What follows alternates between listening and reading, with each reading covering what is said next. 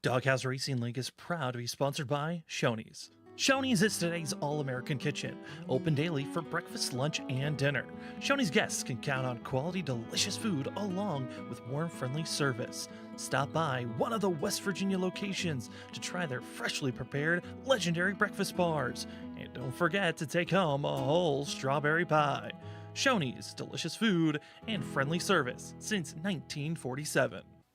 Are you looking for sports merchandise for your favorite teams, apparel, jerseys, headwear, hard goods, and looking to be involved with NASCAR? Fanatics is your one-stop shop. Fanatics is partnered up with all major professional sports leagues, as well as hundreds of collegiates and pro teams. Join them now at Fanatics. And if you use the link down below in the description, you'll be able to help out the Doghouse Racing League. While using that link, all commissions go to the Doghouse Racing League, which helps fund prizes and goods for the drivers out on track. Thank you so much for Fanatics, and enjoy the show.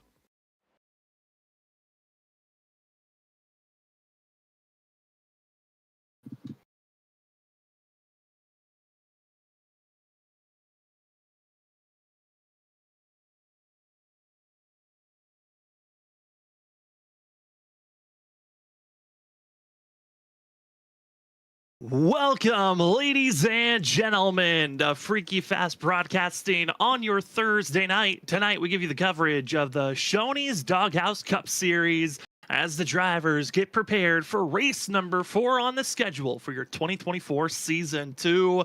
We head to the Rockingham, calling for the crew on our Thursday nights. And these open setup drivers have had quite a while to try to figure out this track with a couple of iRacing updates. The way this car runs tonight could be a handful for some drivers, but the setups, well, drivers were already questioning it last week and for the last couple of weeks. This race also a scratch for some. We had a lot of missing drivers, but it should still be a blast of a race to call. Welcome again here to Freaky Fast Broadcasting. My name is Sam Dyer. Joining me up at the booth is going to be Zach Hall. And Zach just came off of seeing Shane Parrish's win at Pocono last week. But we head to the smaller course of Rockingham. The Rock is certainly going to be a tough one. It will be a tough one for sure, Sam. Even when we come here with fixed setups, we're always talking about, man, this is such a tough racetrack to race around just with its bumps and all its different characteristics that it has with this older surface. But I think it even gets a little bit more tricky when it comes to Doghouse tonight because, again, open setups, you're fine-tuning these cars, trying to make them as perfectly balanced around such an odd racetrack. And what really it comes down to, in my opinion, with this track to make it so difficult, especially to set up a car, is the bumps all around this place. It is such a roller coaster ride, never really a flat spot on the racetrack. And it's tough with these next-gen cars to get the platform right because you want to run them so stiff to have all that downforce, where if you come to the rock, you have that too stiff of a race car, you hit those bumps, you're going to have big, big trouble. I know for Rockingham, it's been a track that we've seen in plenty of other leagues that we cover here on Freaky Fast Broadcasting, but for the Shoney's Doghouse Cup Series, tonight this will only be the second time this track has ever been ran. The last time they ran it, back in the fall of 2021 season, so it's been almost 3 years since they've last raced this racetrack in this series, so we'll see who picked up enough skill to throughout that time from the last time they ran to here, or will it be one of the rookies that continues to shine? It's been rookies all throughout this season in victory lane, with Brandon Six winning the first 2 races and Shane Parrish winning last week. But there's a contender that we haven't seen all season long. He's finally here. Zach, I think the funnest driver to watch all of last season when he showed up, you knew he was the threat to win. Jonathan Jennings is back to be running here tonight. Exciting stuff, yeah, especially because we've seen Brandon Six, he missed last week at Pocono, didn't get a chance to race there, so we didn't get to see if he could go for 3 in a row. Well, now we add Jonathan Jennings into that pool. It just steps up that much more, so it's going to be wild to see if Jennings off the first start of his season here can kind of get rolling, because a few of these guys definitely have already got some good momentum built up from a few runs they've had, so it's going to be really, really fun once we drop the green flag to see who's got what speed. But right here's this time to put down your best speed, and that's qualifying. Qualifying, these drivers have 5 minutes to put down their fastest lap, 2 laps to do so, and if you get brush the wall, go into the grass, or go too far inside, you will have that lap invalidated as drivers are getting their first laps clocked in. Talked about drivers not being here. We got a long list of them that are going with a start and park. We got Mike Leftwich, Nicholas Schell, as well as Tony Martin, Michael Skimia, and late entry being Michael Hayes, as well as one of the top contenders to watch out for a championship this season, saying he might miss multiple races, but for sure missing tonight. Andrew St. Cyr will not be running this evening. Big shock throughout the field being told today. Kind of shocked to see that news, but we'll see how that might influence the championship moving forward, as Jonathan Jennings, top of the board currently, just after his first lap, 7/1000ths of a second faster than Jamie Horn. And Jonathan Jennings is feeling good for himself, but we still wait for the rookies that have been quick. You got Brandon Six still needing to get out there. Also, we'll see Brian Dixon, Kevin Thompson always late, but here's Adam Thompson in the 71, waiting for their big time to be pushed out. And also a driver that missed last week, we've got Brandon Fetterplace back out there on track. Great to have both the Brandons back, so that's great to see them. They'll be joining Brandon Bowie back out there, so we got our Brandon squad there for sure, and seeing how the lap times will come through. Brandon Six, I know on that second lap, looks like he will go to second on the board, and it's by 1/1000th of a second there, Sam. So Brandon Six finding out that Jonathan Jennings has definitely got some pace. Basically a little bit less than half an inch, you would say, is that difference between Jonathan Jennings and Brandon Six, as the rookie that's been shining here early has to compete with the veteran with the most championships, most wins. The 91 is proving why he's always a threat each and every week. Here's Justin McMahon in the 24, who's been trying to go on a revamp type of a season after his bad luck last season. Had a couple of good runs in those first two races, but here tonight, wanting to get inside of the top 10 and currently 5th on the board, was hoping to gain just a little bit more, wasn't able to. 5th with a 24.1 second lap time for Justin McMahon. A great qualifying for himself. As here to start his first lap, it's going to be Jeremiah Stutzman in the 22. Stutzman showed some good pace so far this season.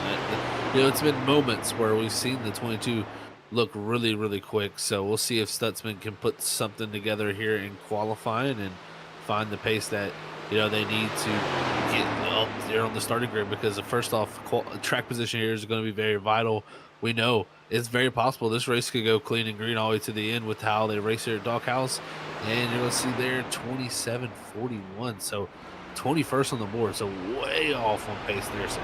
That's still the first lap and already slowing down, so it looks like Jeremiah Stutzman once again qualifying not the strongest point for the 22. He'll start further on back. Driver that's been honestly, I would say, shock of the early parts of this season, Eric Warman, 6th in points entering tonight, and has had some pretty solid runs. Qualified pretty well last week, was fighting to be inside of our top 10, top 5 at moments, and here tonight, 31 machine wants to qualify up front. Track position's going to be key here this evening, as lap number 1 for Warman about to be clocked in, exiting out of turn number 4. And you can see these drivers, they're not just hugging that inside. Some are searching in the middle groove.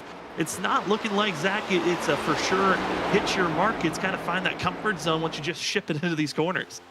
It is very interesting. You would think, the lower side would have some good pace around here, but not really, so to say. It seems like you can kind of run multiple different things around here. Like, just from what I've watched, Jennings kind of enters low, washes up to the middle. We've seen other guys. I saw Brandon Six. He ran the complete high side all the way around 1 and 2.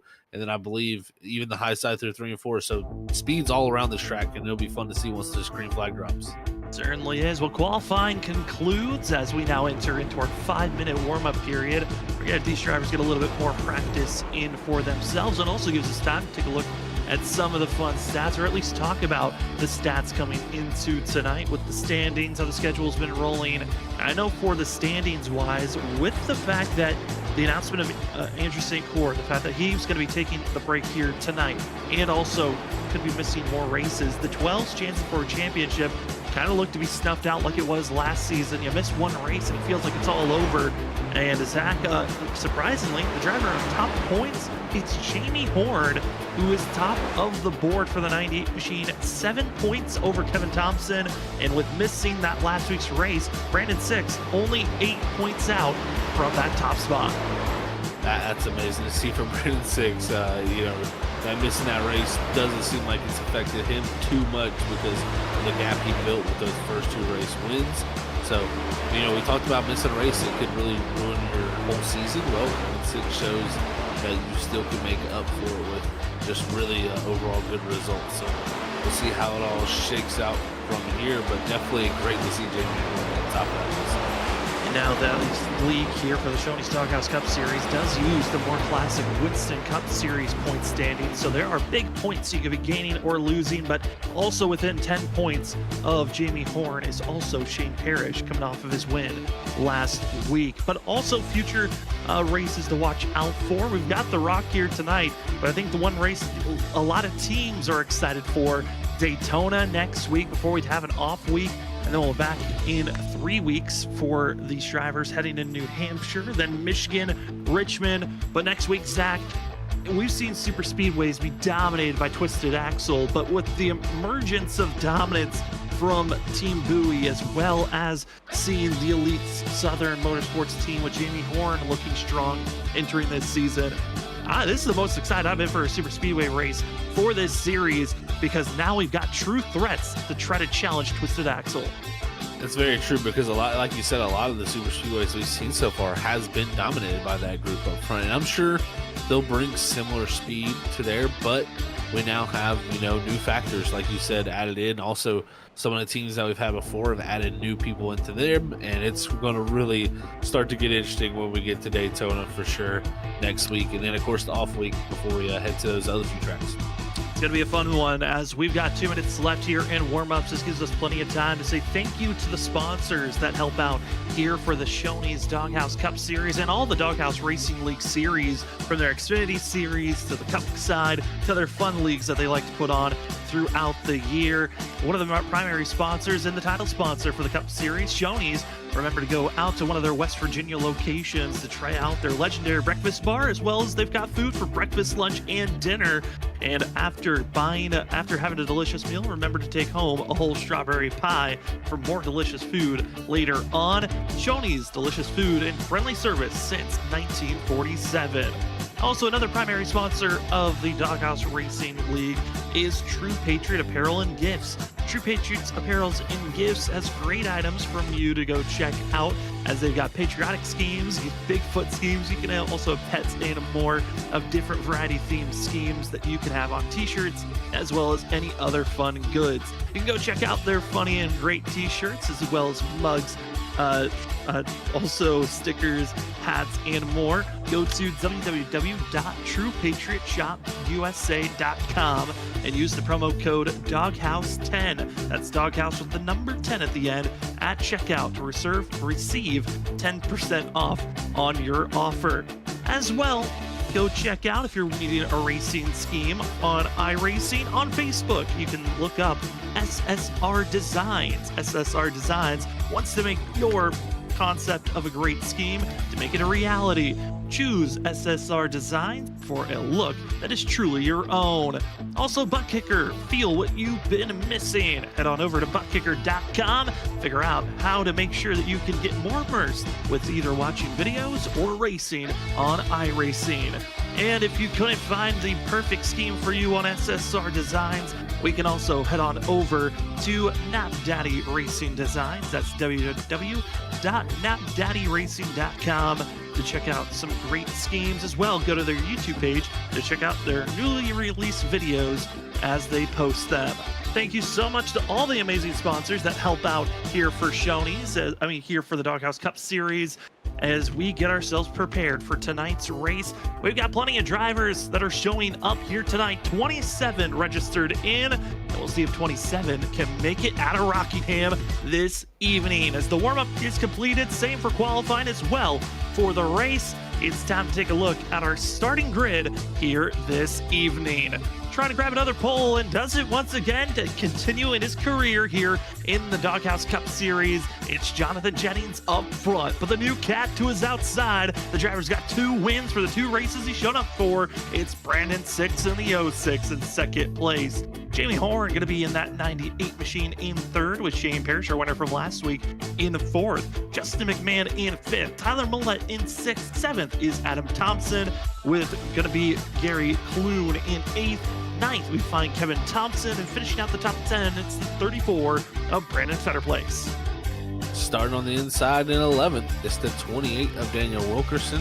Alongside him in 12th on the outside is the 23 of Jonathan Smith in 12th. 13th is going to be Eric Warman in the 31 machine. Alongside him on the outside in 14th is Stephen Bonomo. 15th in qualifying will be the 43 Eric Anderson. Alongside him in 16th will be Gary Armio. 17th is going to be Christopher Simon. 18th in qualifying is going to go to Mark Dumont, with 19th going to Adam Gardner, and rounding out the top 20 is Joe McKnight. In 21st, it's the 41 of Andy Cork, with Jeremiah Stutzman falling down to 22nd in the 22 machine. And we got Brandon Bowie in the 54, starting in 23rd, with Brian Dixon in 24th. Nicholas Atwood in 25th. Cameron King, not the best qualifying time for the 92. He'll start all the way down in 26th. And last driver out on track in the number 8, it's Christopher Leftwich. As the drivers get prepared, again, a smaller field that we're traditionally seeing, Zach, but a track that's tough. Some drivers, opting out because they have prior obligations. Others, this is just not a track they prefer racing. But we've got 150 laps here tonight. No stage break, 3 extra sets of tires in pit road, no fast repair, but a 70% fuel load. We'll see how that influences tonight's race, but Rockingham should be a good one overall. But Zach, who are some drivers in your mind who we should be focusing on, or maybe going through the field that could be sneaking their way forward? Well, I think we got some drivers that qualified a little farther back that definitely could be moving their way forward. First off, look back to the 9th position of Kevin Thompson. He's always known to work his way forward. Same with the 10th place driver that's beside him is Brandon Fetterplace. Those two I think will be going forward. Then don't forget about the driver in 11th, too, Daniel Wilkerson. He seems like a driver that's always kind of there, doesn't make major mistakes. And I think at a track like this, that will really pay off. So maybe we can see Daniel Wilkerson have a great day. I know he ran good at Pocono and finished out well there. So we'll see if Rockingham can be a little bit of a pleasant treat for the 28 team as they head down the back straightaway and get ready to take us to this restart. It's going to be fun once they drop the green flag to see how they attack this course.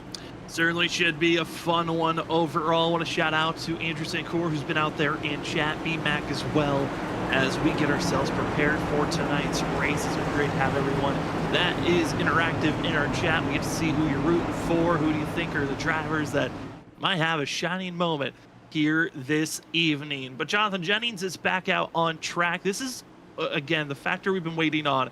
When Jonathan Jennings shows up, what speed will he have? Already proved that he can grab the pole, but can he take the win here this evening for race number 4? Let's find out. As Gary Clune didn't get going. The 45 into the outside wall as everyone else takes off and go. And it's Brandon 6 on the outside, taking the lead immediately.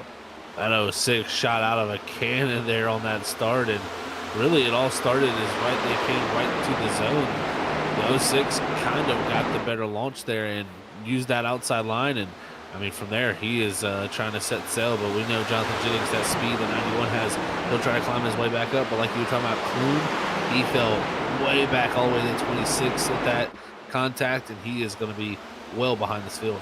Required damage flag given to the 45 after hitting the outside wall, so they'll have to go in, fix that broken tail light. One driver missing the starting grid, that's Cameron King, as we will have 25 drivers on the lead lap after just 2 laps being completed, as it's Brandon 6 up front, Jonathan Jennings in second, and other drivers trying to solidify them in a pretty comfortable spot as your fastest lap getting placed by the 91 machine. But here are the drivers from 4th on back, close to one another, but single filing out. The question now is going to loom: when is it time to make passes? Has that window already closed, or will it be later on when we see this tire wear maybe become a bigger factor to watch out for? I think, Zach, that's always the big question with these next gens, especially the open setup, is who's got the long run pace that can run down and keep up with our leaders. That's exactly right. It's, in my opinion, a pretty tough track to pass early in the run because a lot of people have grip. When the grip starts to fade away, that's when you just start seeing some of these drivers make these opposite lines work. And we're already seeing that as, Mark Dumont around, I think, in the back. Mark Dumont in the 14, and bring out our first caution of the day, and it looks to be a blown engine for the 14. as a catastrophic failure strikes for himself as he entered into turns number 3 and just could not slow down, overcorrects into the outside wall, and our first caution of the day strikes early as he's actually the first caution ever thrown at Rockingham for this series.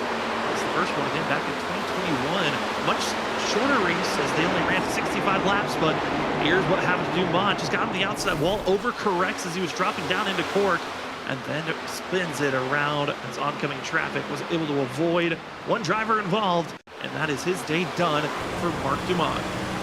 As you can see, it was even the 7 there getting into the wall low at Armio, and you can see into the corner, Dumont, just a catastrophic mistake there into the outside wall. Like you said, the overcorrection, which then leads to that spin, and luckily everybody else gets by, but destroyed race car for the 14, day over for him. Now this does allow Clune, actually, who's on pit road, so never mind. I was gonna say this allows Clune to get back up there, but he's on pit road also, Sam. Yeah, Gary Clune, I think he's got some major optional damage that he's trying to get repaired done, and the early goings of tonight's race already drivers dealing with some massive trouble that's going to reset the field. A couple of drivers coming into pit road to get service done, might be just topping off on fuel for themselves, being led by Brandon Bowie back in 21st position. And also going to be Adam Gardner, who's back out there racing. I know he's had a couple of starting parks early in the season.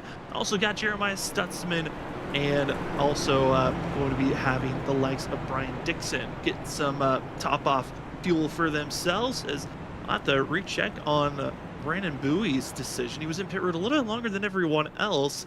I would be curious if he accidentally took a set of tires, because these drivers only have 3 sets to work with here tonight.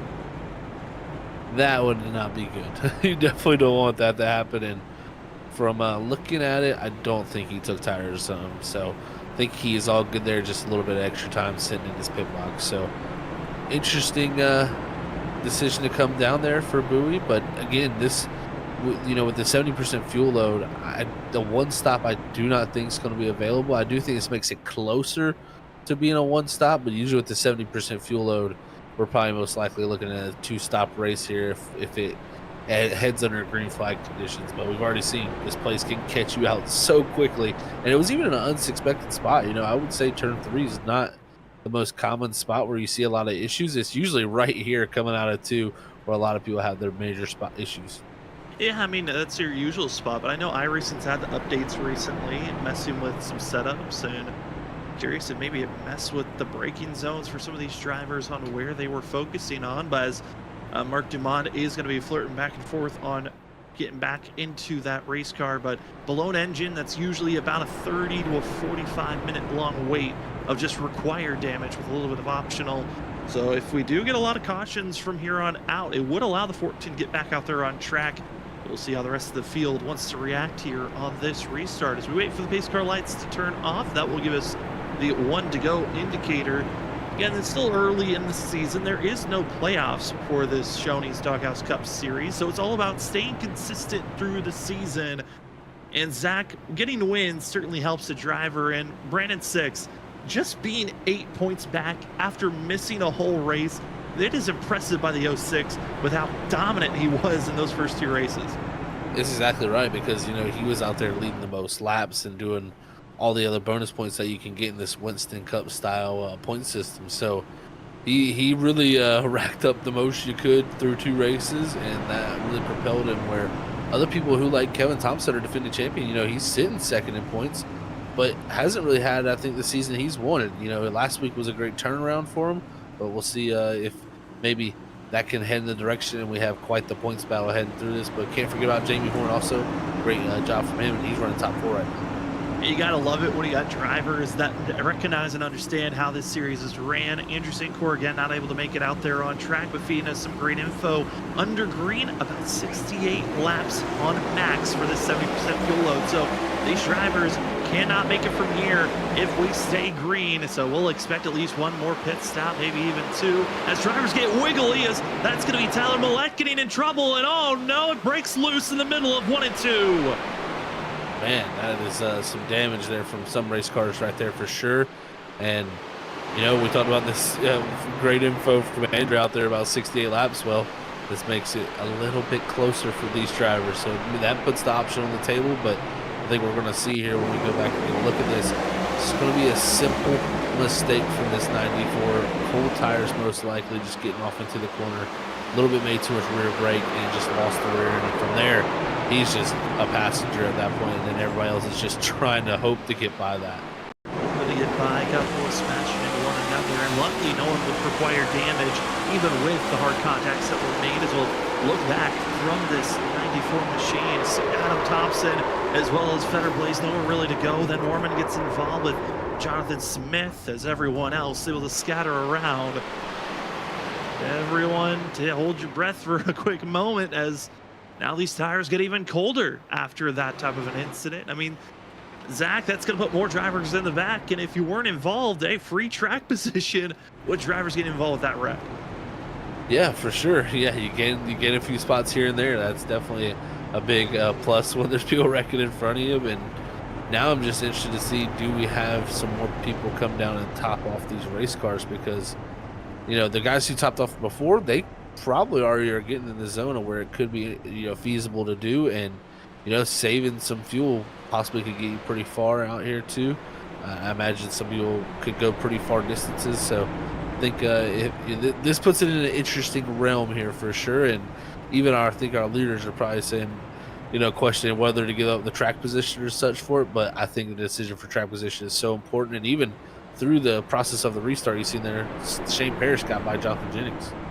As Rockingham is a 1 mile in distance course, runs like a short track, and it is one of those race tracks where you don't want to lose track position. Like we noted on early in runs, it is so hard to make passes unless someone in front of you makes mistakes. We'll see how the field resets on this next restart as the lights are still on. We'll go another lap.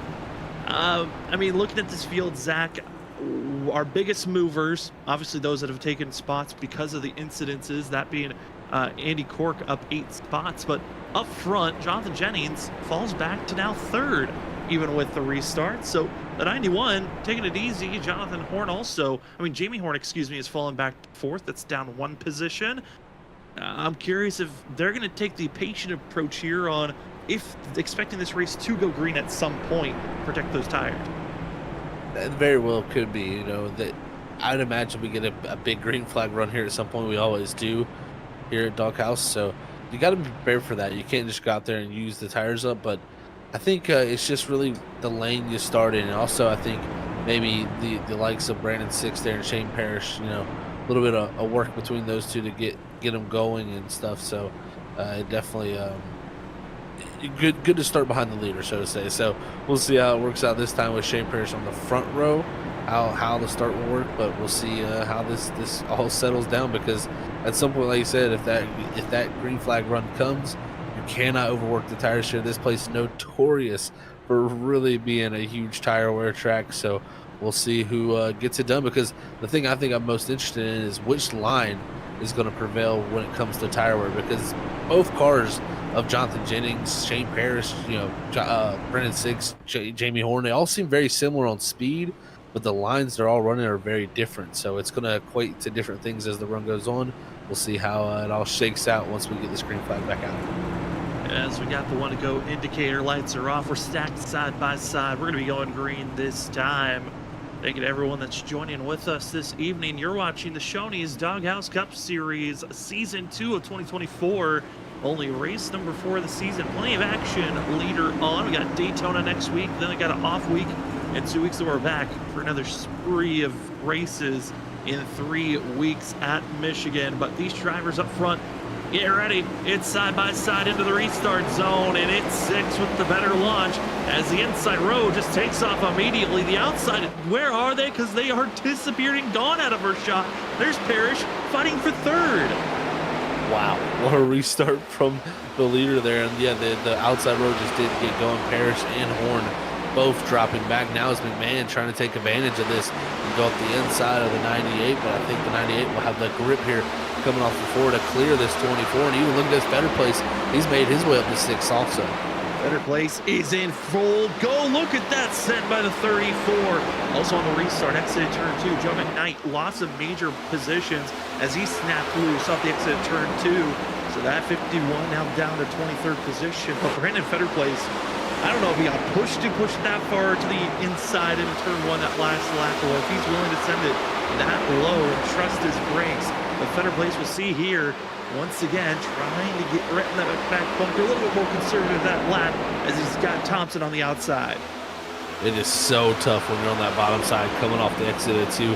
The car really wants to over-rotate there on you. You got to have a solid platform for sure with your setup if you want to make passes through there. And off of 4, it's like a roller coaster of bumps you roll through on that bottom side. So got to have a good suspension for that setup so you can mechanically keep the grip over those bumps. As right now, this racing's been fantastic.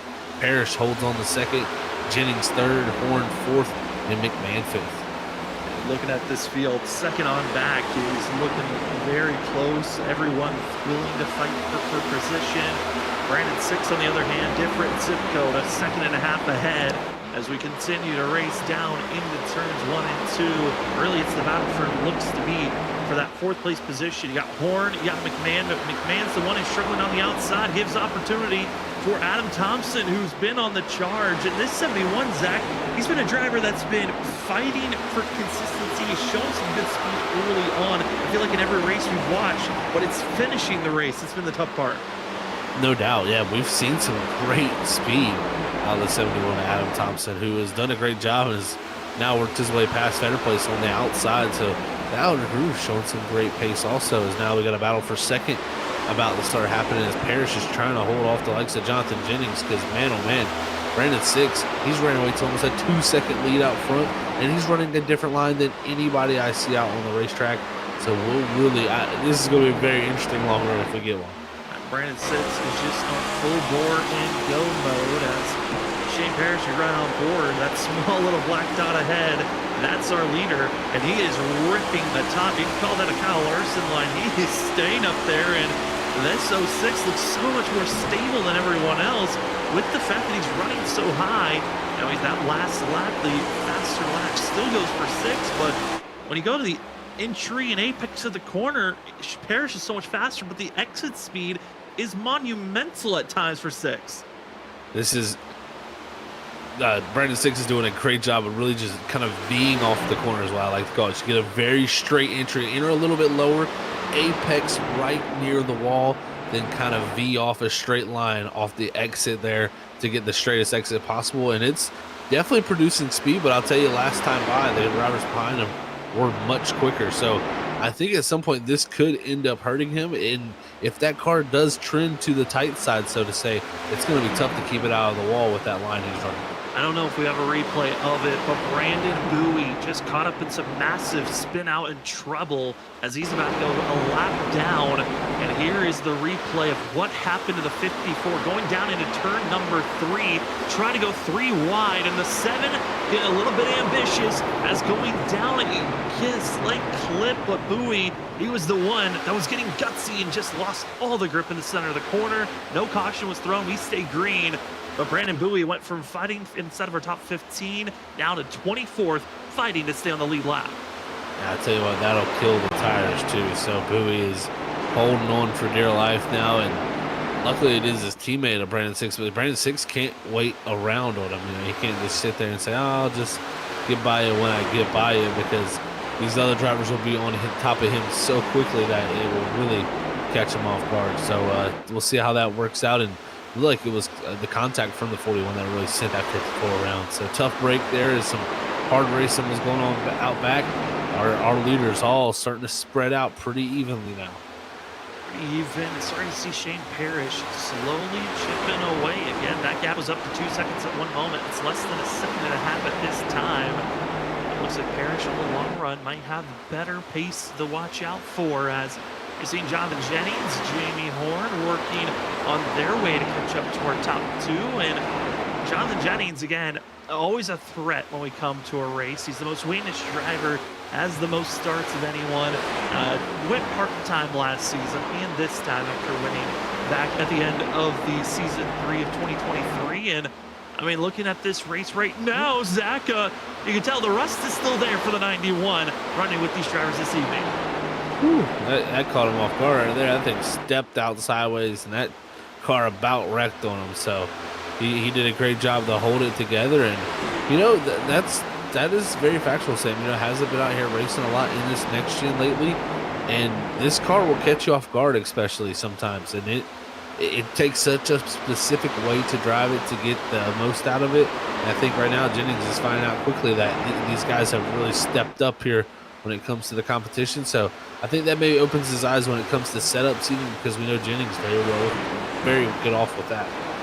Another driver with issues, Adam Gardner, slapping the outside wall after breaking loose. Bringing out a little bit of smoke for drivers on the backstretch as the 56 falls to 23rd. A few drivers getting a handful. We're only on lap 30 of 150 here tonight. We've had a couple of caution flags be thrown.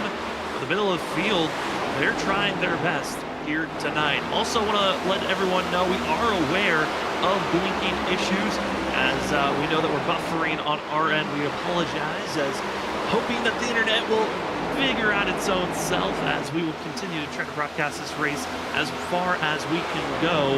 But Zach, right now at this moment, a couple of drivers looking strong and proving that they're strong up front to watch out for, but a few drivers done a great job moving forward. Currently, Nicholas Atwood, our biggest mover, at 13 positions. Second biggest mover, 8 machine we see on screen, and that's Christopher Leftwich on his march to try to crack into the top 15. Great marches for sure for these drivers, and it's tough to do here. You know, you gotta really weigh the option of burning the tires up versus getting track position, and they've done a great job so far. Love to see the different lines also being run by everybody out here trying to find the grip, and it's definitely possible to find grip because Brandon Six has found it where others haven't. So we'll have to see if other drivers back here can figure it out also. And you find that little bit of extra something as Leftwich is catching up to Warman, who was involved with the earlier incident. We also saw Cork and Armio. They've had their moments with other drivers already early on in this race. But this cluster of drivers, this is probably the most fun you can watch out for because they just continue to keep it close, but respectable on the fact that, again, each one of these drivers is searching for a different lane to find that speed or clean air as Atwood brushes the wall. And now it's time to get a little bit chaotic as Cork drops to the inside, giving a chance for everyone else to react and slow down. Leftwich now can pounce on the 31. And oh boy, they get a little bit wiggly off Dix in the corner. Gotta be careful not to loop yourself in front of someone else's bumper. Definitely got to be careful. There's the lockup from Armio into the corner, and that was almost very, very sketchy between those two as Warman goes around the outside. Is now Leftwich down on the inside on the back straightaway. He gathers it up, and he's going to lose a few spots, track back to 18th as Jonathan Smith and Eric Anderson go around him. But yeah, this grouping right here is getting very much into the battle, so to say. And trouble striking for Jonathan Jennings. I don't know what happened to the 91, but he just pulled off to the side onto the apron, and he looks to be making his way to pit road. It's the 91 machine on lap 37. There's no damage of required damage. I don't know if he hit the wall, but this 91 is heading to pit road. Looks like he's calling it quits for tonight, Sam. Yeah, I think maybe just saying ain't got enough for the drivers up front, so he's just going to call his night quits as go back to the drawing board for the 91 team. As he qualified on pole, just didn't feel like he could keep up with those drivers. And I mean, Jamie Horn, his teammate, was running just as good as him and actually just about to pass him. So I think that sometimes can take you down a notch too, is just saying, you know, I'm not having the best tonight, I'm just going to call it quits. This is set up the battle now for this to be a battle for fourth instead of fifth. And caution in the back, those strikes, and it's Joe McKnight in the 51 going around just as Adam Thompson and Justin McMahon were giving us a great show for that battle for fourth place. But Joe McKnight going down into turn number 1, gets in the outside wall and finds himself being spun off the nose of the 94 of Tyler Millette. Man, oh man, this is interesting timing here for this caution. We'll see how this shakes out. I'm sure a lot of people will be busy on pit road, but let's see exactly what happened here. As you can see down the front straightaway, the 51's got quite a gap here, but it's going to go up the racetrack into the wall, and then Millette nowhere for him to go. He's going to clip him, spin him around, and right there, just two drivers on the same real estate as the 51 made a mistake. It's a big bang, bang, quick movement going on. Well, For us, want to say thank you to everyone that's been trying to weather the storm with us here this evening. I think we're going to take our first commercial break of the evening, though, and try to see what's going on in the background, see what the internet's deciding to do, as tonight's race could have another caution being thrown, but it's Brandon Six still out there on track leading this charge. Stutzman, who pitted on our previous yellow, going to be in second place, but from third on back, they're going to be having themselves going to pit road. We're going to have a full screen commercial break. We'll be back right after this, as you've been watching the Shoney's Doghouse Cup Series. We'll be back with more Rockingham action after this.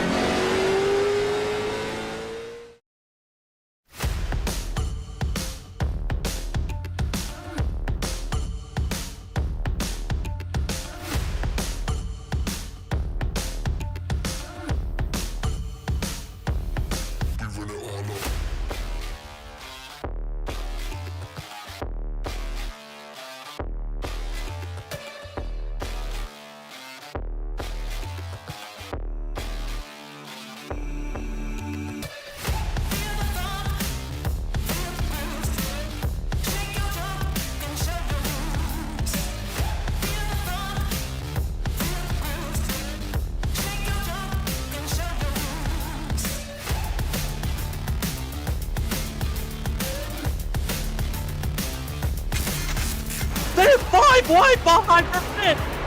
Oh my, 5 wide here. This ain't gonna work. They make it last. Bumping and banging to the end. They're beating banging for the lead. Sora still with the shot here, coming off a 4. Look at it. That's it. It's bottom line, here it comes. Oh, I know Carter gets wrecked. It's gonna be that Nick Crawford. The 74 gets through somehow, and they just completely demolish one another. Trying to drive it down low, drifting up, trying to be the stealer. Here he comes, Cedric Hunter. He does it. He steals it. But he somehow drove it into the corner to wreck him. Oh, they wrecked! They wrecked each other! The top two bounced into one another, just too much of side drifting off of, and they gotta be careful. Oh no, the 4 demolishes in the 28.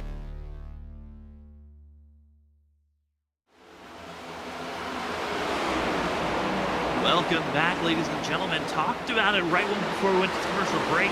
Brandon Six was still out there on track. Well, he was forced to pit just a lap or two after the rest of the field, sent himself and Shane Parrish back to 15th and 16th position.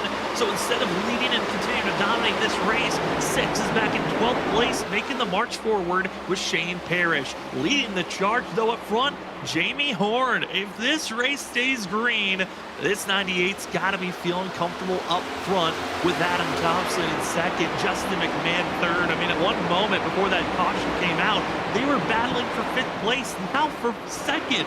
After all the shenanigans that have happened recently, then in 4th position, we find Kevin Thompson, one of our bigger movers, who qualified 9th and has done a great job moving forward. And Brandon Fetter plays as well, moving in charge. It's been a wild one. It's been a weird one. But we're coming up to finishing our first third of tonight's race as we've been watching the Shoney's Doghouse Cup Series here on Freaky Fast Broadcasting. My name is Sam Dyer. With me is Zach Hall. And Zach, like I noted on, this has been a bizarre one so far, but one thing the drivers hope they stays consistent might be the weather, but at that point, who knows if that's going to stay consistent. And that's for sure. This race has definitely got turned upside down on its head. As you see the weather down there in the bottom left of our screen, it's got a partly cloudy day here at Rockingham Speedway with 88 degrees ambient temperature and 101 degrees on that track tent with the southeast wind at 5 miles an hour and only about 24% of humidity. So some pretty good conditions, actually. Not too hot here. Now the ambient's pretty up there, but I tell you, with the 101 track temp, it could be a lot less grip than what you would think. So we'll see how these drivers march through the rest of the day and see if that temperature drops a little bit and see if they keep up with the balance of these race cars. But like you said, Jamie Horn definitely loving the sights out front now and that clean air on the nose of that Chevrolet.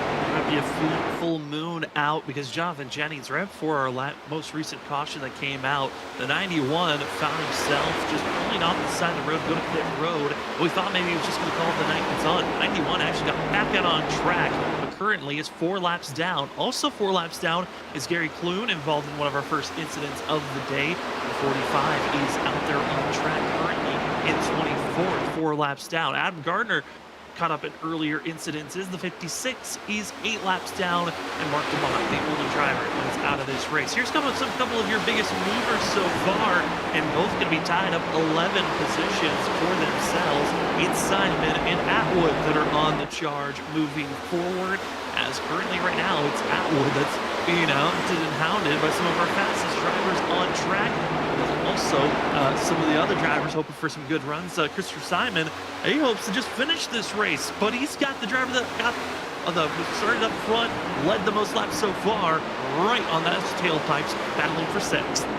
That's for sure, and Brandon 6 has already got around him. So you see a pass right there being made. Simon is going to drop back a spot to 7th, but like you said, for Simon, he just wants to finish good. You know, he's had some really good runs and showed really some bright moments in that 27 camp this season, but it just hasn't been the finishes that he has had to desire. So we'll see if tonight can change around here at Rockingham. And look, I think he's figured out a little bit from watching Brandon 6's. Oh, he tries to do it, and he almost, or sorry, that is Brandon 6 up ahead of him. So kind of mistake there, but Brandon 6 had a moment right there for sure, Sam.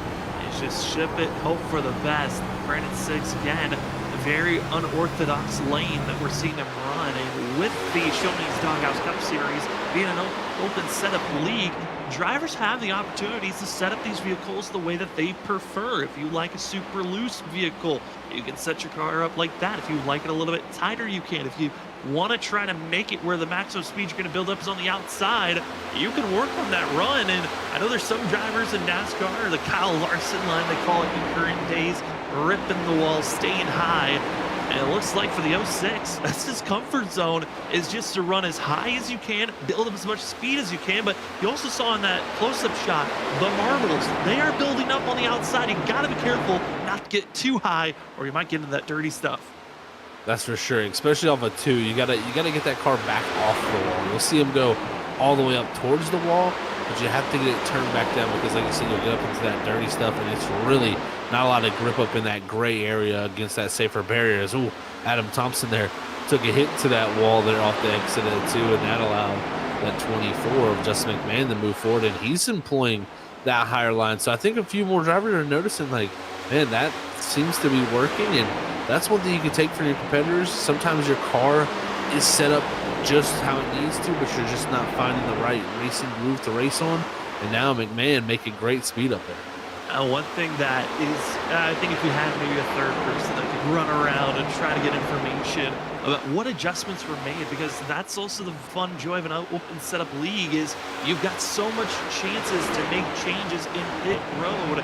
As we had our most recent caution, majority of the field owned in pit road took 4 tires and fuel, so majority of the field only has 2 sets left for the rest of this race, but you can make adjustments that can really change and fix this machine or break it after making a pit stop.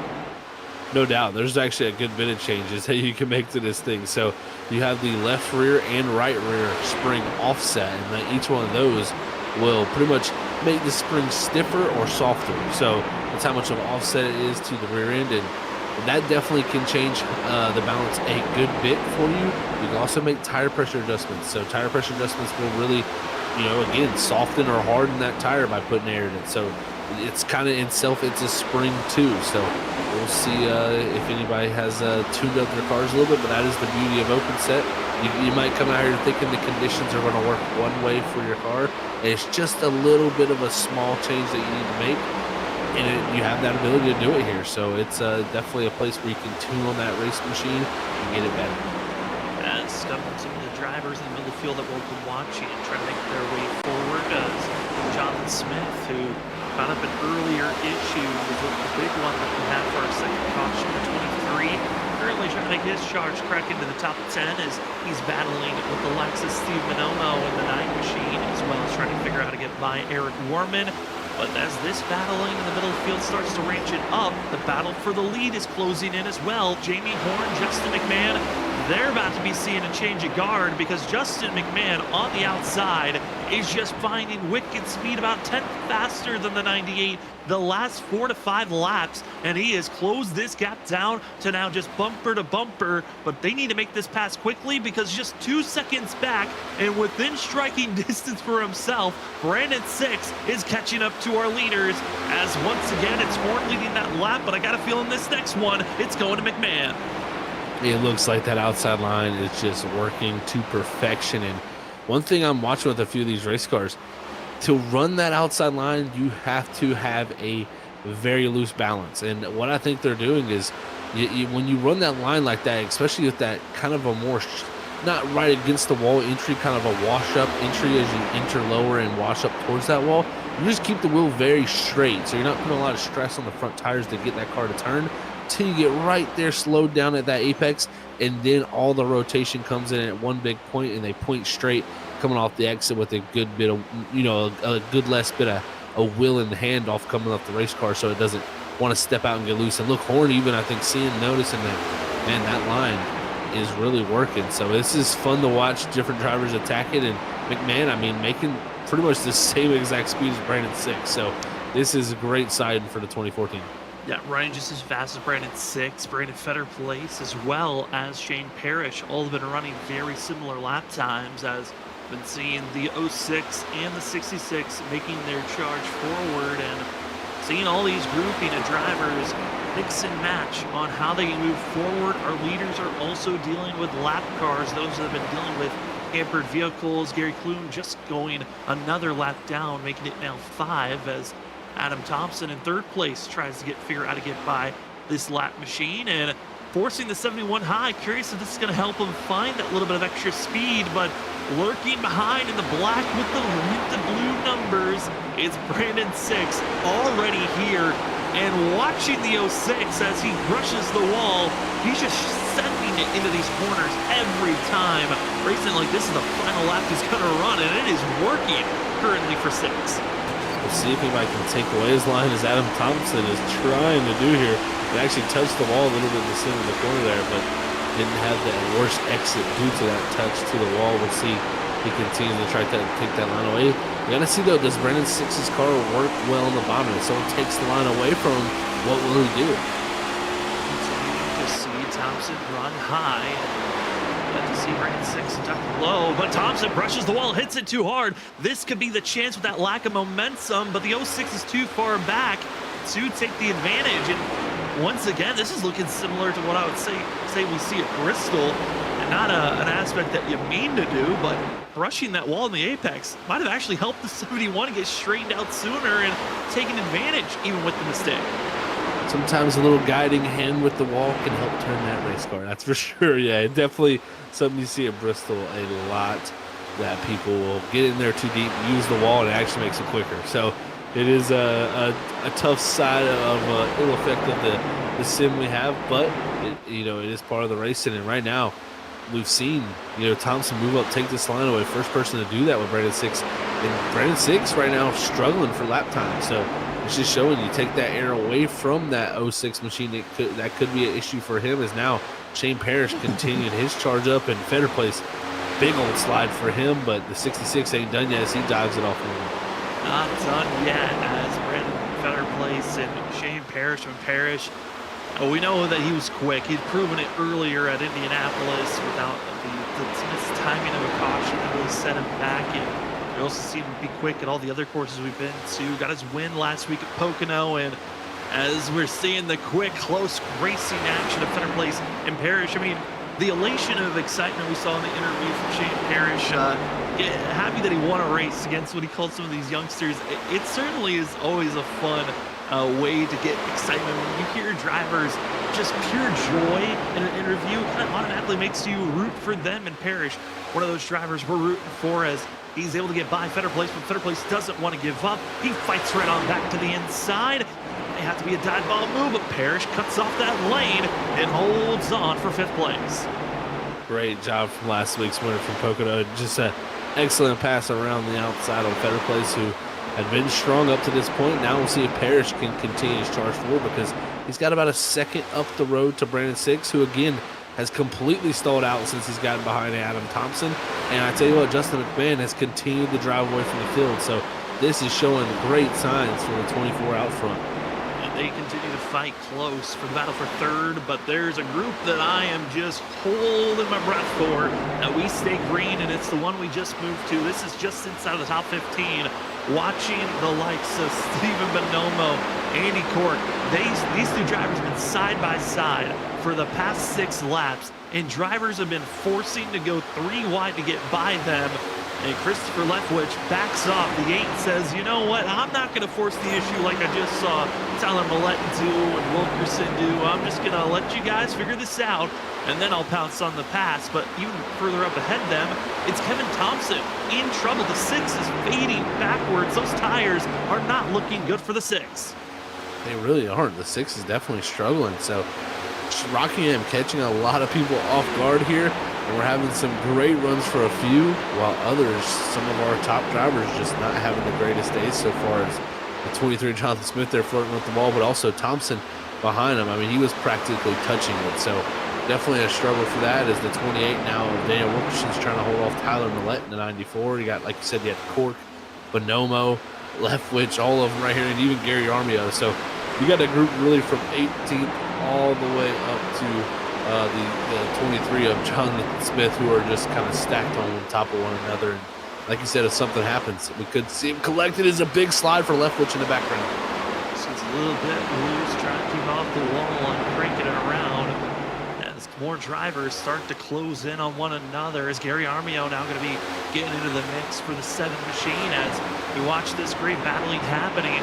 Shane Parrish has worked his way by both, trying to get by 6 and Thompson, and able to do so. The 66 trying to get his way forward. We got to bounce back, though, to that grouping of 12th position on back, because they almost went 4 wide trying to get by the lap car of Stutzman.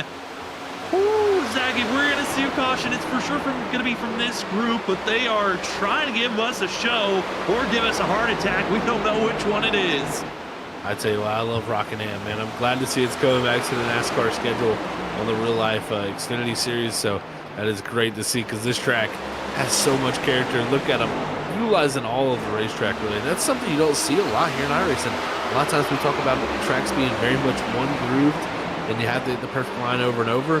Well, from what we've seen, the top line is super, super fast, but if you can run that bottom line well, you can make passes, and Cork goes around. Off the nose, but keeps it straight. No, now he goes back around. Now the caution's thrown. Oh, no, was trying to clear Kevin Thompson, but was not able to. Andy Cork It's put in the outside wall, and that will bring out the caution as we have entered the halfway zone of this race. And Zach, this puts us in the zone that these drivers can make it from here. That they can, Sam, make it to the end of this race, and it's going to set us up for quite the ending for sure. But this is how it all worked out. The 6 of Kevin Thompson, he's going to drive it in there really slow in the center here, and that's going to allow the 41 to turn down the racetrack. He's actually got a great run, but just comes up too far and makes contact to the left front of the 6's nose and kind of turns himself across Kevin Thompson there. And that is tough for a defending series champion who was kind of just trying to hold on to what he had there for a race car. And right here, though, you can see it from Cork, just the mega run from him. He would have cleared him if he stayed lower, but just that little action of coming up into that 6 turned him across the nose. And we were green until he did that second action that sent him back to the outside wall. That's what brought out the yellow with the oncoming traffic and being too sideways in a 45-degree angle. And that will bring us to a caution as we are officially into the second half of this race. And now it's a question of, for these drivers, majority of them are going to be taking their second set of tires, leaving them with one set from here to the end. And now the drama can ramp up because they got a new set of rubber. We've seen drivers with cold tires can get a little bit antsy. And what adjustments can some of the field make before this race is over? Well, for us, we're going to take our regular scheduled commercial break now as the drivers are racing off a pit road. It's been a fun one to cover here for the Shoney's Doghouse Cup Series, as going to be seen driver of Adam Thompson winning the race off a pit road. But for us, we will be back as you're watching the Shoney's Doghouse Cup Series at Rockingham for race number 4 of the season. We'll be back right after this.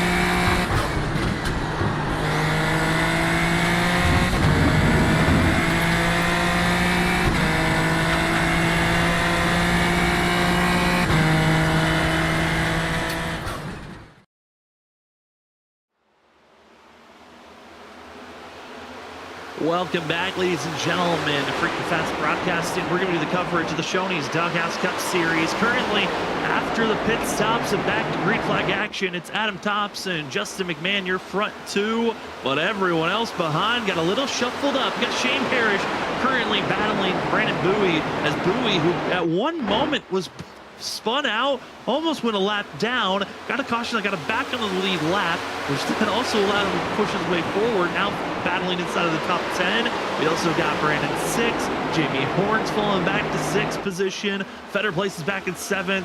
It's a little bit of a mixture, but the top dogs seem to finally got up front as we're about to be starting lap number 90 of 150.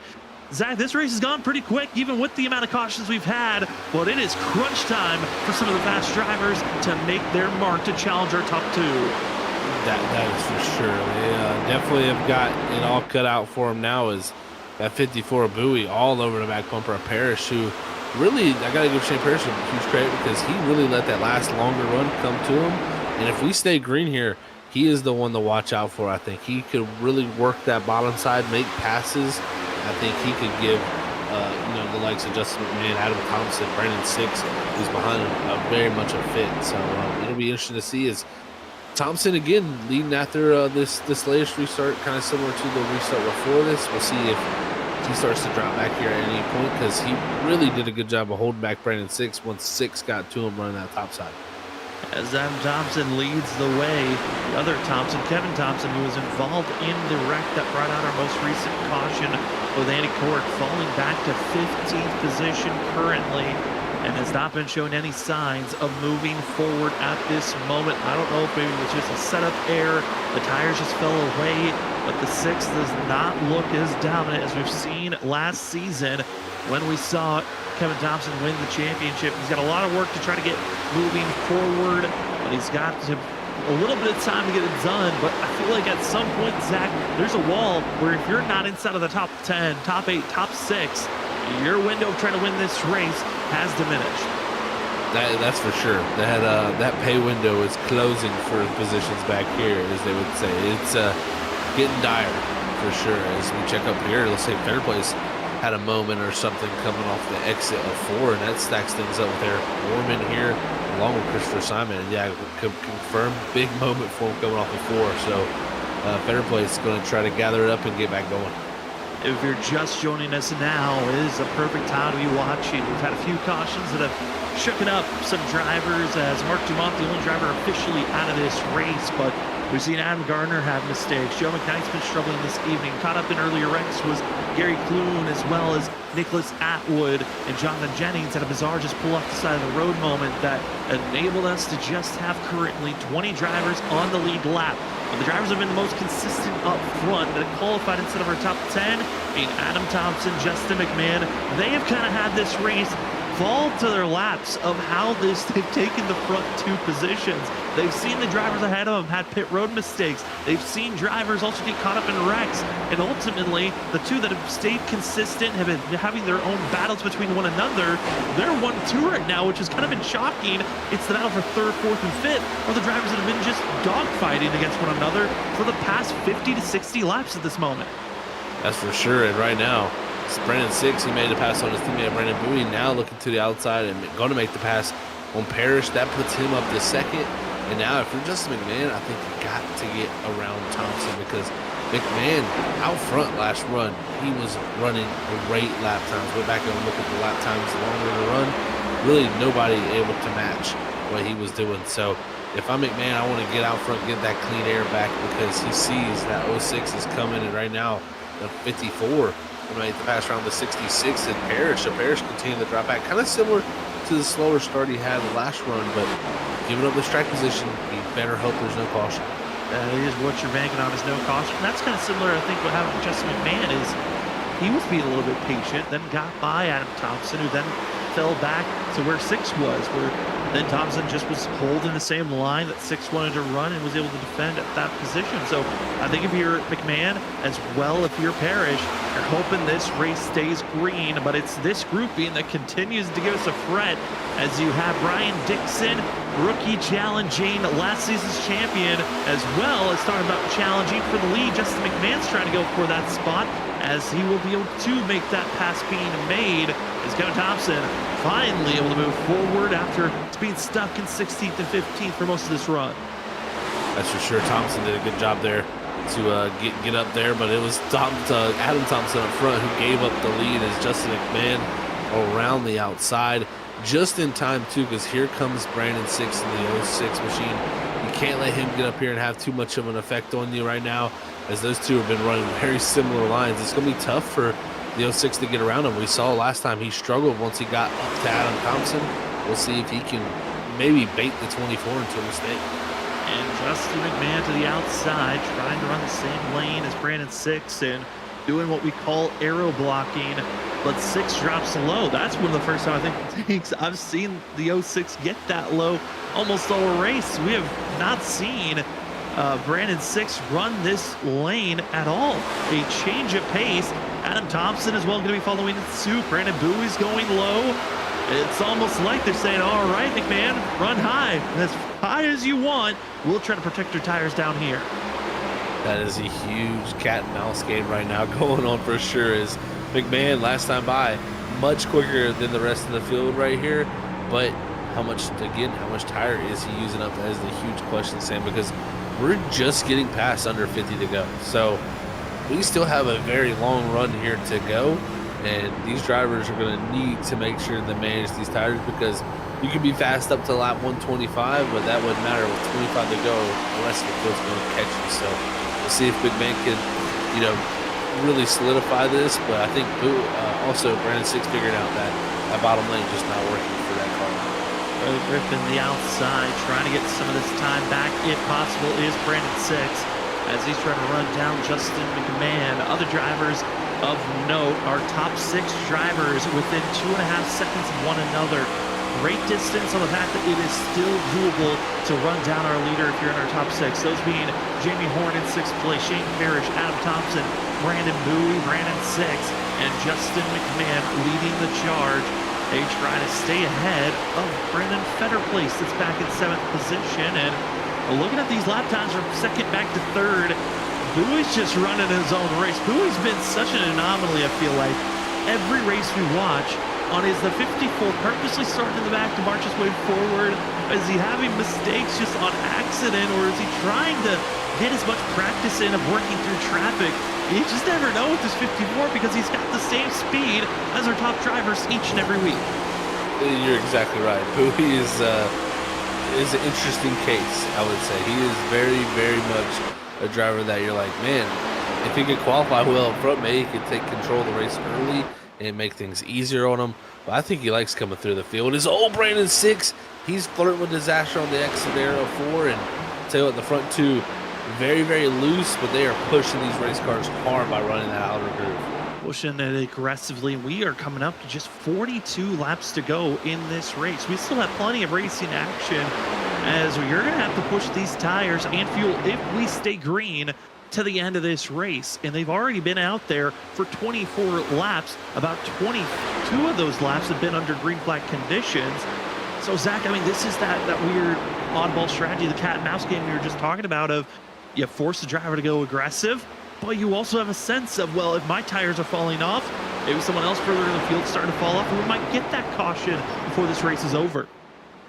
You're exactly right. Yeah, this, with how these cars are driving, a lot of these guys sliding around, a caution is very possible. So, if you're the likes of like Shane Parrish, who I think is hoping this goes completely green, as he's actually battling with Jamie Horn back here for 6th now, you're banking on, nobody making a mistake up to the end of this race, and it is so easy to do at this racetrack. So I'd say it's a tough thing to gamble on that, but it could come back, and we may be looking at it going, man, Shane Parrish was exactly right about this and really paced himself. So we'll see if that is how it shakes out, or does the outer groove drivers really just make the speed and pull away. Starting to see some lap cars get into the mix here, as there's Joe McKnight, who is currently in the 51, staying low where Parrish has been running. Parrish, middle of the corner, has to push high. Got to be careful of that outside wall as Horn gets the run. Holding back. Horn's got to just let off the throttle. Not enough space to attempt to pass there. as Parrish gets back into his groove, the lane that he was preferring, and now goes back to the go button. But both of these drivers 3.5 seconds back. The amount of time you're giving up, you gotta manage that as well. Can't give up too much spacing that you can't run down and catch up to your leaders, as your front pack's been keeping it close between one another. Other close battles inside of our top 10 is for 8th place. You have the likes of Jonathan Smith, Eric Warman, as well as Christopher Simon. Now, Smith and Warman, they were caught up in a very similar wreck early on wreck number 2 of the day in the first 20 laps of this race, and they've been getting damage repair, and currently inside of the top 10. This is a great recovery run for both the 28 and the 31. It really is. It's a great job by them to really make up some time for sure. And this track allows you to do that. If you're patient, you can really start to make up time on people. So the 31 of Warman and the 27 of Christopher Simon doing a great job here to make up some ground here late in this race. So it's definitely still a long way to go, but man, you can see it here. A lot of cars are starting to struggle and slide and move around. So I think we might start to see a few more passing maneuvers. Drivers are struggling, and so is the internet, as we're going through waves of connection, trying to stay strong and it falling away. Hoping that it clears up as we're closing into these final couple of laps. We appreciate those that are sticking with us even through some of these technical issues that we kind of have zero control over. But again, thank you for joining with us. We are aware of the buffering as the drivers continue to keep it close in all their different pod battles. Still, it's Justin McMahon leading the charge with Brandon 6 in that 06 machine at second. And drivers are getting close for 3rd place. Shane Parrish is closing in on Brandon Bowie. That he is. Shane Parrish did a great job, got around Adam Thompson pretty quickly, and now he's going to set his sights on Brandon Bowie, and it's only about 0.3 of a second between the 66 and the 54. So we talked about that 66 being the one to watch out as the run went on, and it's starting to show a little bit that his speed is starting to click in. And the thing about him is the difference where you can have speed if you run that outside line, but with him running the bottom, not a lot of drivers running that bottom side. It just gives him clean, fresh air right on that bottom groove. So it is exactly what that 66 needs, and can confirm he's on the back bumper now on that 54. Other battles happening on track. Here's the battle going on for 17th position, as you've got the likes of 16th, Jeremiah Stutzman, Daniel Wilkerson, Andy Cork, as well as the 03 of Brian Dixon, as they're all just trying to salvage the evening that they can, as we're closing in to 30 laps to go here tonight. Start of lap 31 when they cross the line again for our leader of Justin McMahon, who's got now over a second gap over Brandon 6. But like we just touched on, Shane Parrish is the one to watch out for. He's 3.5 seconds back and yet to get by Bowie, but he got a sense when the 66 finally gets clear that he will take off and try to run down our 2nd place runner of Brandon 6. This is huge right here for Parrish to make the pass, and he does close the door on the 54, and Parrish now up to 3rd, so that was critical. If he allowed that 54 to get back to the right rear of him, that would have held him back for another few laps, and that would have been critical time that he would have given up. And he's about 3.5 seconds back from our leader, Justin McMahon, so that leaves him about 2.5 back from Brandon 6. So this is well within the window to get it done, because we're just under that 30 to go window, and these tires fall off quickly here when you get later in the run and can hit that cliff. Let's see if Parrish can put the push on to run these two up front down. Bowie's trying his best to stay where he's at. Other battles on the battle for 5th place of Horn. Thompson, looks like Adam Thompson will fall down to 6th place position, as Horn is now able to advance forward. That 98 is loving the outside, and that's been his comfort zone for the last 20 laps as he's trying to keep pace. He was trying to keep pace with Shane Parrish, but just ran the outside lane a little bit too soon. The tires fell away, but Horn looking for a top 5 run. This is exactly what he needs as entering tonight as the points leader. Seeing Kevin Thompson really struggle, seeing Andrew St. Cour not being here tonight, and also seeing the likes of 6 and also seeing a couple of other drivers run well. Shane Parrish, this 98 needs a top 5 run to keep it close to the points heading into Daytona next week. That he does. He needs to continue the solid, consistent runs he's had, and he can go into Daytona next week with close. going to have competitors that are easily knocked out of that race. So that's a place where you can gain a ton of points where, you know, somewhere like a tried and true place like Rockingham, somewhere that really kind of matters on what you bring to the racetrack, it can be a place where you really see those gaps in developments form. So Daytona, even playing field where it makes it just that much easier for people to get knocked out of the race and gain points on it. So great job of racing here from all these guys to keep it green, but I can confirm Shane Parrish is running them all down. He's got it with under 3 seconds now, Sam, and he's got his sights set on Brandon Six, who is really starting to struggle. He's 2.5 seconds back from Justin McMahon, who got to give it up to McMahon. He has just found amazing pace out front ever since he's found that lead. Yeah, clean air is such a miracle to be used on some of these tires and runs. And for Justin McMahon, if you look at the history of the Shoney's Doghouse Cup Series, this 24 is just up there in the ranks of a Jonathan Jennings, as a Kevin Thompson. If you look the win columns, he has won so many races back in the early stages of the Doghouse Cup Series, but the last couple of seasons he's been kind of fallen to the wayside, has found bad luck. Even at moments where he has great speed, he finds himself getting caught up in some wrecks. And here tonight, like we saw 2 weeks ago, I mean, a great run for the 24, but this has been the best Justin McMahon run we've seen. And honestly, this was the Justin McMahon we were expecting to see when we picked up this series last season, of the 24 being one of those top drivers each and every week to watch out for. No doubt, Sam. I completely agree. Yeah, looking at his, older stats, it definitely showed to be that way. And you can go through those slumps. I myself, as a driver, I went through slumps before. And it's just about finding your way back to that confident old self of yourself. And I tell you what, this could be that right direction for McMahon. He's just got to hold on to this lead for the rest of this race. That's going to be easier said than done. Yes, we are coming close to 20 to go, but I can confirm Shane Parrish already around Brandon Six, who has dropped well off the pace back to third. And Parrish has almost got it with under 2 seconds now, coming to 20 to go. That's Shane Parrish, 2.5 seconds back, clear air to work with. Other battles that are happening up front, the battle for 6th place. It looks like Adam Thompson at 71 pushed a little bit too aggressively, too early on in this run. He is now in trouble of losing this 6th place position and falling to 7th. The Brandon Fetter place. Other drivers that are battling, like we've been watching, of Jonathan Smith and Christopher Simon for 8th place, has been close. Other ones, Steve Manomo for 11th and 12th place, they are having their own duel. And then also the trio battle going on for Gary Armio, Daniel Wilkerson, and Andy Cork, back for 15th, 16th, and 17th. But again, all eyes on the fact of Shane Parrish. Can he run down Justin McMahon with 20 laps to go? And with each lap that ticks away, there's going to be more and more lap traffic that our leader has to deal with.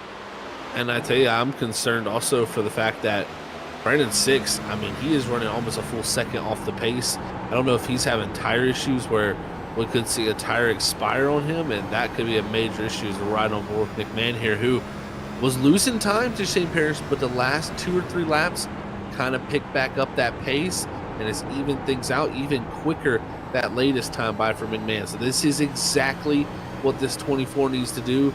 Just keep hitting his marks. And I noticed he'd been moving around. He'd been searching, maybe running a little bit lower on the racetrack, and tried it for a few laps. He did it long enough and said, nope, I got to go back up to that top side. And as soon as he moved back up there, the lap times came back down.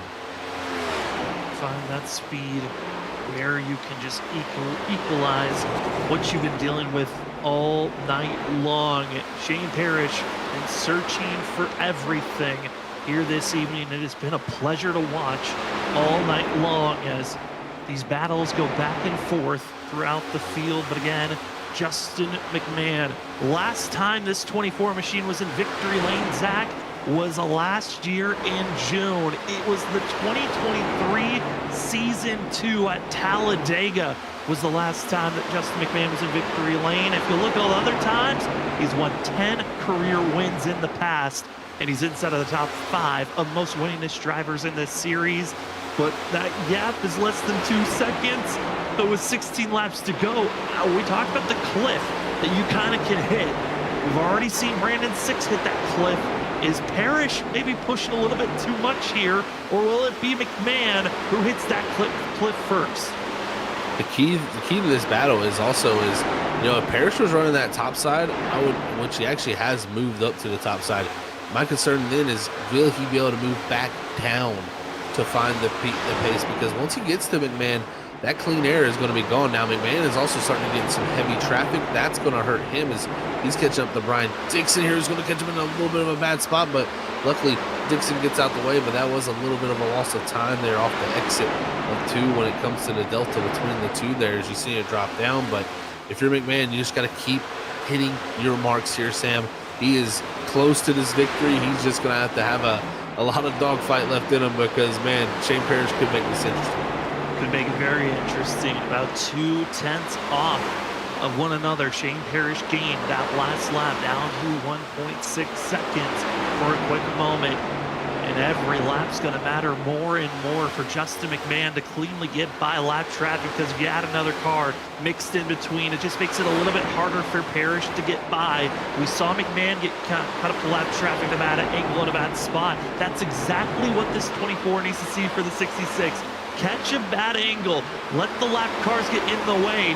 But what's frustrating is the lap cars seem to be fighting more of Justin McMahon than they are of Shane Parrish. They get out of the way for the 66, recognizing the scenario he's in.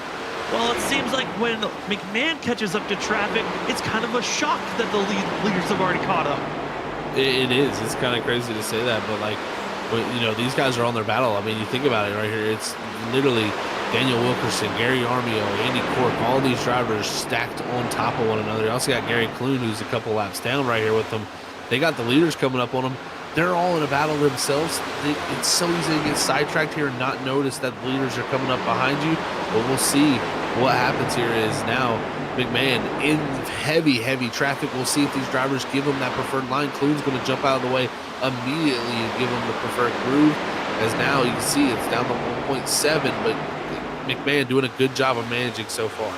Managing for now, but that was the car that was multiple laps down. Makes sense that you get out of the way. These drivers, oh boy, Wilkerson, Armio, they're battling to stay on the lead lap and get position, but they both back off on speed.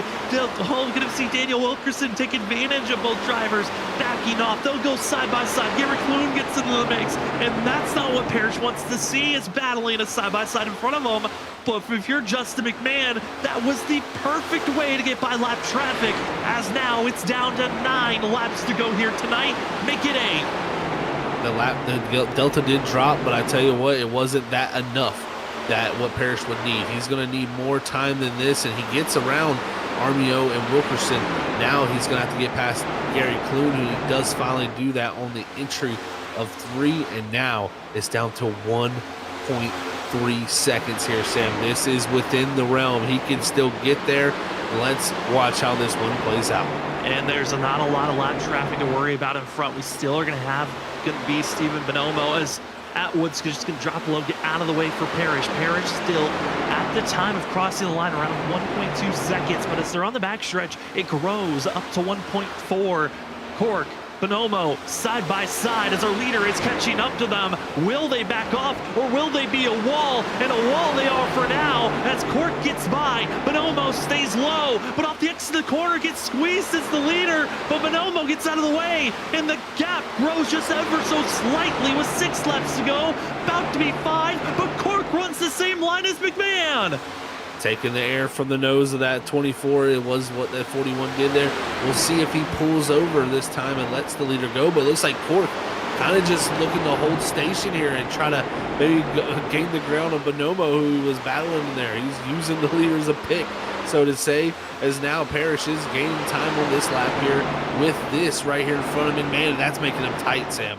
McMahon just does not have the airflow, and Shane Parrish, you question if he can go low. Well, he had to make a low pass on Steve Bonomo, but he kills all the momentum. The gap grows to 1.6, even with the mistake that happened. But Justin McMahon, with 4 laps to go, is in a perfect spot to continue to pull forward. But Cork needs to move, and he continues to run high. Cork is telling him he's going to go low, and if you're McMahon here, this is tough. You don't want to get low with him and lose momentum. and lose a ton of ground, but he's going to look to the inside here, down into 1 and 2. Let's see if Cork give it to him. Cork doesn't like he's going to give it up, but it's going to be McMahon who takes it over. He loses time to Shane Parrish in the overall scheme of things, but gets the pass done as they'll be coming in 2 to go next time by. He's got the gap if he can just get around. And now you hope, if you're Justin McMahon, Cork, do the same thing that you just did to me, to Shane Parrish, for if he ever catches up to you. But with 2 laps to go, the gap being 1.2 seconds, it just was not a big enough gain. But every lap, Parrish digging deep for everything he has into the corners, but he's losing all the time off the exit. McMahon looking too strong on the outside. Off the exit turn number 4, he looks up the flag stand. White flag in hand. Justin McMahon, just 1 more lap to go to get back into victory lane. What a job from this 24. Took control of the race there in the middle portion and has never looked back. He figured out the line. He figured it out all, and he's going to go back to victory lane. Over a year of waiting, 2 whole seasons of heartbreak, Justin McMahon is back into the win column for the Shoney's Doghouse Cup Series. Race number 4 goes to the 24 of Justin McMahon. What a job by that driver, man. I'm telling you what, this is going to be an excited guy right here. Like you said, Sam, it's been so long for him, and he had to fight for that. He did not have that one easy. He drove the wheels off this thing. I mean, Justin McMahon has been fighting for this. Again, last time he won was back in the 2023 Season 2, back June 29th of 2023. Had a career of 10 wins in this series. Well, let's make it 11, as he is now up in the win column, tying the likes of Andrew St. Cyr, 2nd overall winner in this series. Congratulations to Justin McMahon. The 24 is going to enjoy this one as he wins at the Rock. As we will find ourselves stepping away, when we come back, we'll be talking to Justin McMahon, Shane Parrish, Brandon Bowie, the Spotlight driver, after this.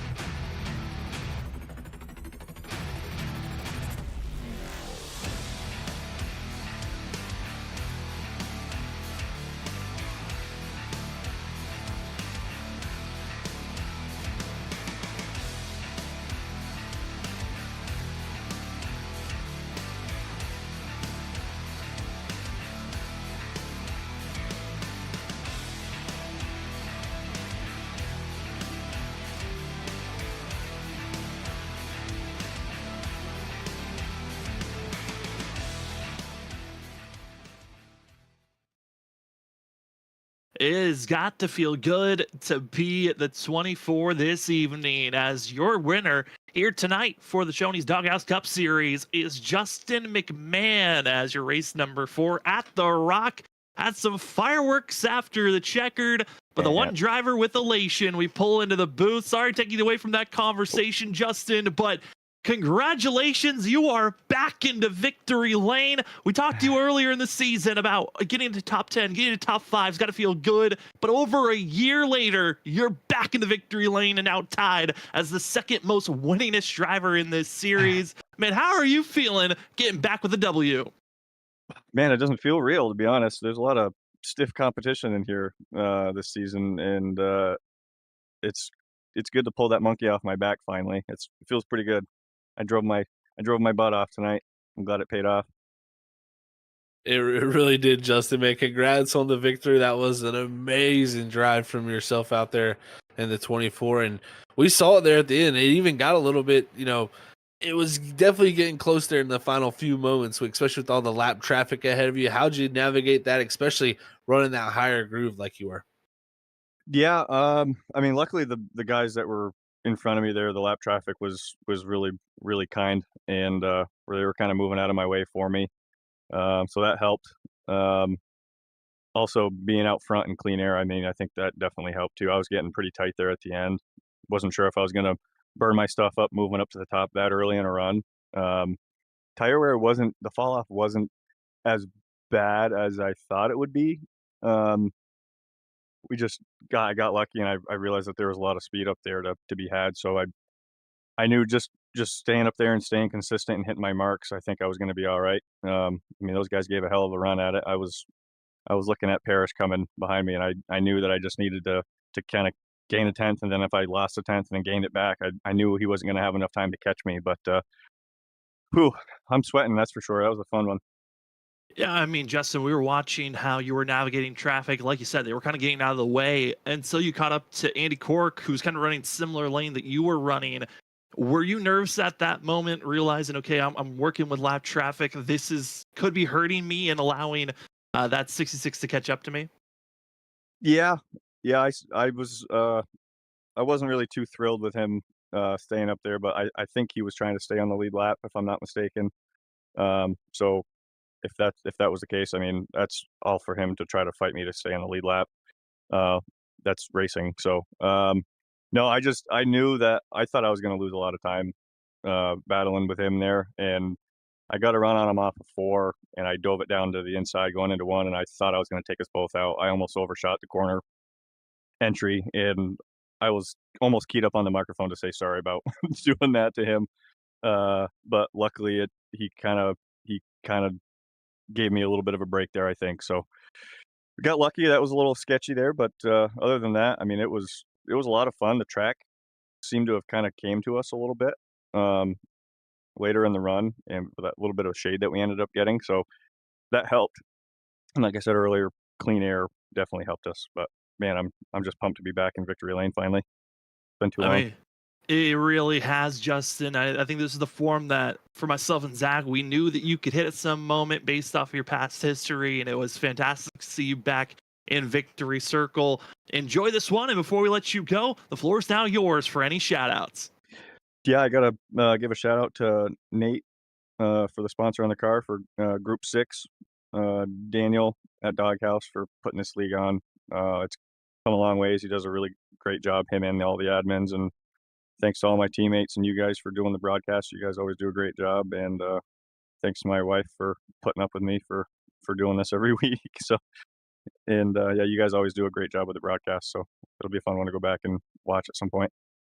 Well, thank you for giving us such a great show to call, as that will be your winner here tonight at Rockingham. It's the 24 machine of Justin McMahon back into victory lane, his 11th career win. What time to finally hit his mark here in this new season. Justin, enjoy this win, and good luck next week at Daytona. Thank you.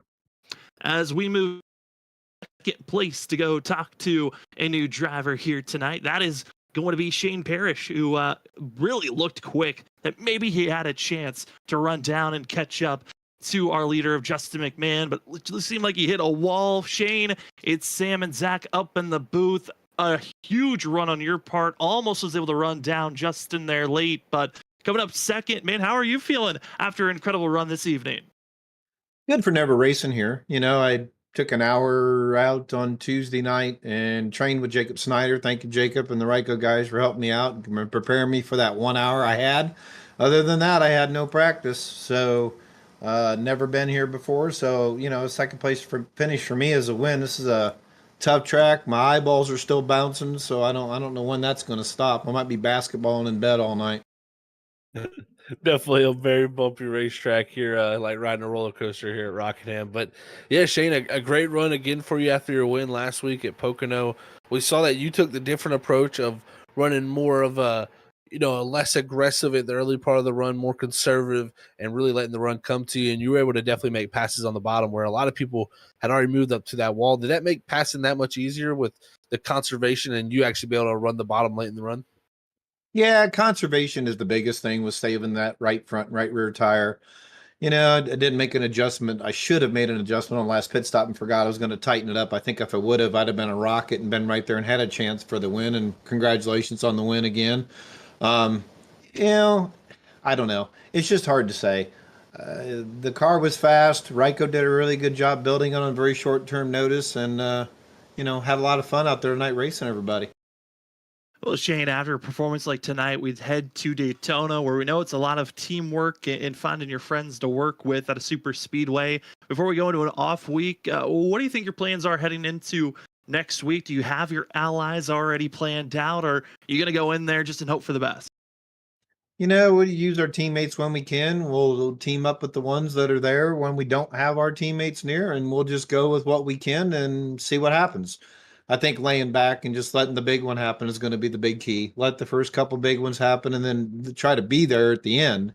Otherwise, if you get up there in the front and you get all wadded up, you're not going to be there at the end to have a chance. So I think we're going to play it conservative. That's our game plan right now, but that could change tomorrow. Well, Shane, again, congratulations on such a great performance here tonight, finishing second. And before we let you go, the floor is now yours for any shout outs. I always want to shout out to you guys. You guys do a great job. Love going down and winning the race. Love go down and just watching it, listening to it. You guys do a good job. We really enjoy it. I do enjoy watching it more when I win, but hey, that's how that goes.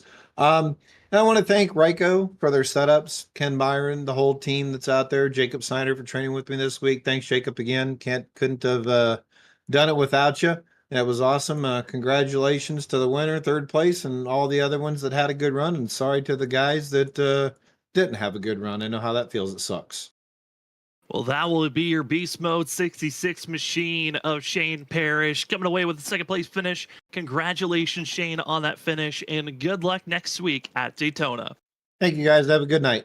You too. As we move second place, we go down into third, where we get to see if, how Brandon Bowie is feeling from that Bowie Esports team. Brandon, I mean, you had a very much up and down race, especially at the start, finding yourself being spun around, going a lap down, then getting your lap back, then finding yourself up front and challenging with the leaders for the rest of the race.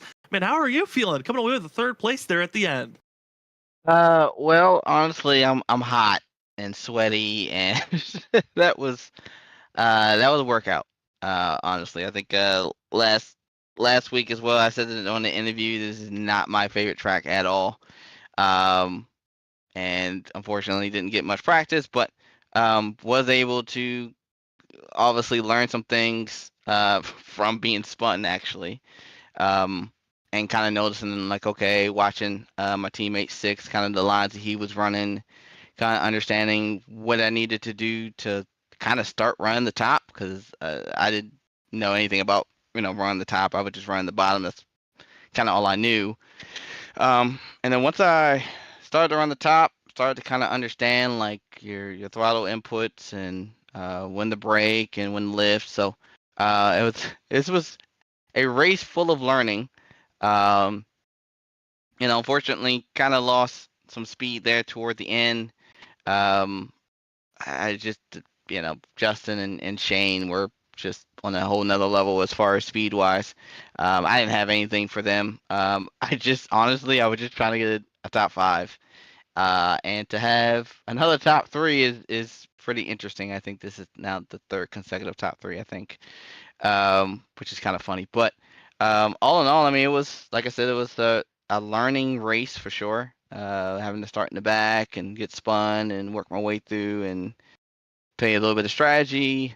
I would say it was pretty entertaining, pretty fun, I guess, at the same time. Definitely was pretty entertaining, Brandon. Congrats again on another top 3, man. That's a great streak to definitely be building up for yourself. But, we see a lot of people there late in the run, about 20, 30, 15 to go, really. They hit a cliff, so to say, with the tires. How tough was it to not let the tires completely go away from you? Because we saw a few guys really fall from a cliff there at the end. Yeah, actually it was. It was really difficult. I mean, if you didn't have your car set up, honestly, more on the free side, if you wanted to run the high line, it was going to be pretty aggressive on the tires. If you ran the bottom, kind of like what Shane did, it's I don't know if you guys saw the battle, but we kind of battled for a couple laps, and then I think he was just like, "Hey, I'm just going to let you go." And he fell back.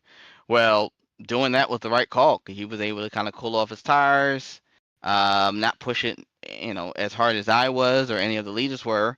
And then he came back by a couple laps, or I guess about 10, 15 laps later, passed us back and sailed off. So I would say if you punished the tires at the beginning, it was definitely you were going to pay for it quickly.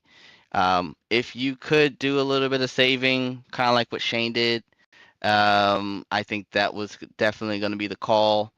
As far as was he going to be able to make the pass and all that? I mean, that's kind of hard to say, but yeah, if you wanted the tires to latch, you definitely could not go out the gate. You definitely had to kind of relax and kind of let the tires come in, and then slowly but surely start working your way through the field. So tires were definitely crucial this race. Well, it was incredible to watch you work through the field when you were able to, Brandon. But after tonight, we head into Daytona next week. What's the team's mindset heading into a track that's going to be so heavily team dependent? Don't flip. That's probably number one. And survive. Honestly, it's. I mean, look, anybody who just watched the Atlanta race on this past Sunday, I mean, I know it's different, but it's kind of similar as well. I mean, it's kind of easy to pass. You're probably gonna see some 3-wide stuff out there, but it's also about patience and understanding that any wrong push could completely destroy the field. So for us, I think the mindset is if we can all kind of qualify up front, let's stay up front and work together and just kind of just run with it how it goes.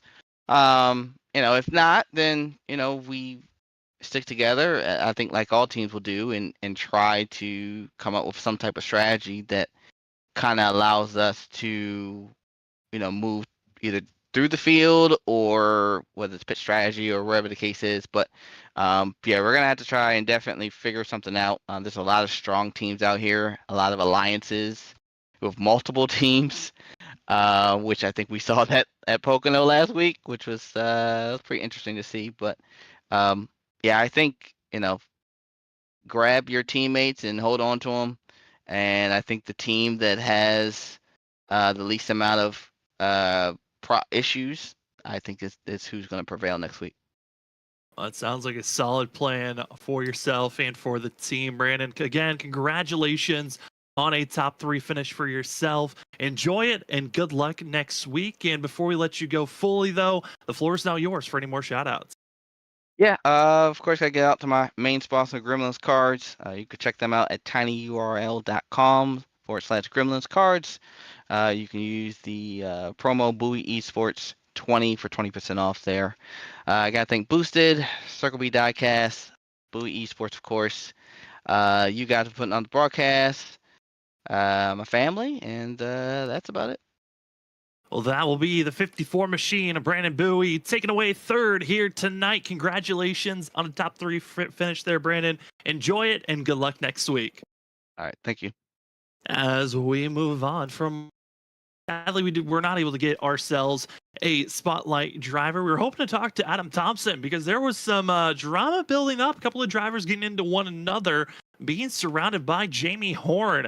Jamie Horn running into Brandon 6 on the entry of turn 3 and 4 as they were coming to the white flag, almost brought out a yellow, and then it broke the toe length on the 98, who then got used up into turn 1 on the white flag by Adam Thompson. But obviously Horn's very upset. Thompson's a little frazzled. I would imagine Brandon 6 isn't too happy, but they all had to change up their finishing order, and that's where we take a look at our unofficial results. And honestly, where some drivers probably could have finished got swapped around, but where few drivers stayed, I think they were going to finish anyways. That being Justin McMahon, Shane Parrish, 1-2. The rundown was epic to see Parrish keep it as close as he did.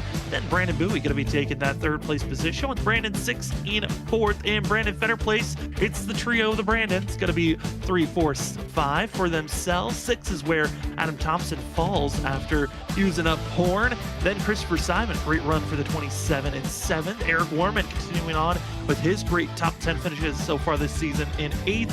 Horn falls to 9th, and Jonathan Smith, whatever recovery run for himself in the 23, will finish out in our top 10. But the drama, Zach, and frustration throughout the rest of the field.